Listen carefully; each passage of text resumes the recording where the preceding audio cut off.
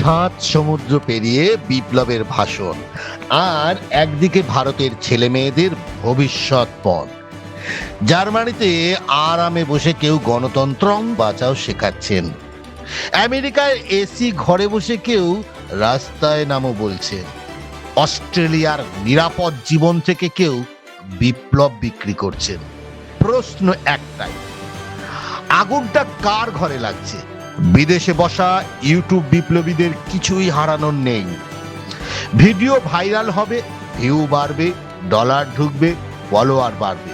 আর এখানে একটা সাধারণ ছাত্র পুলিশের কেস খাবে, চাকরির ফর্ম বাতিল হবে, পরিবার দুশ্চিন্তায় ভাঙবে, ভবিষ্যৎ অন্ধকার হবে।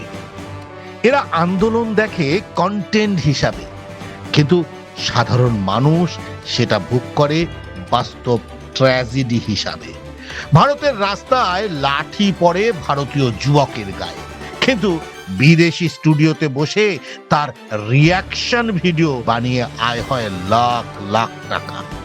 সত্যি যদি এত সাহস থাকে, তাহলে নিরাপদ বিদেশি নাগরিকত্বের আড়ালে লুকিয়ে না থেকে ভারতে এসে দাঁড়ান। এখানকার গরম, ধুলো, কোর্ট কাচারি, পুলিশি ঝামেলা সব কাঁধে নিয়ে লড়াই করুন। কারণ সোশ্যাল মিডিয়ায় বিপ্লব বিক্রি করা খুব সহজ, কিন্তু তার মাসুল দেয় দেশের সাধারণ যুব সমাজ, ককরোচ জনতা পার্টি।